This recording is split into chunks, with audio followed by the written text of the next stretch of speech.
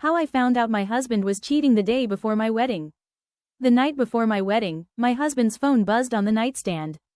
I reached for it without thinking, just to silence the sound. I wasn't suspicious. I wasn't searching. Then I saw the name on the screen. My best friend. My stomach tightened instantly. I told myself it meant nothing, that it was probably wedding nerves, last-minute plans, some harmless joke. Still, my fingers hesitated before unlocking the phone. I wish I had stopped myself. I didn't. The messages told a story I had never been meant to read.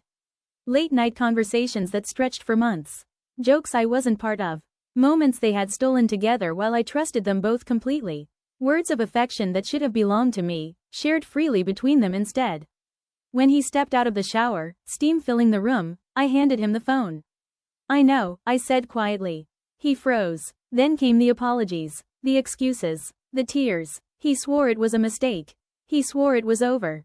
I listened without interrupting, nodded once, and turned away. That night, I lay beside him in silence, staring at the ceiling, realizing the life I thought I was about to begin had already ended.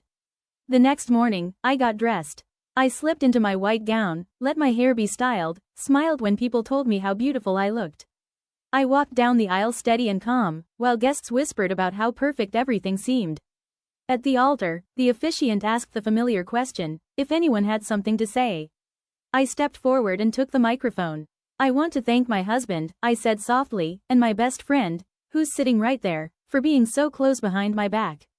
Confusion rippled through the room. Then understanding. Gasps echoed. Heads turned. My husband's face drained of color.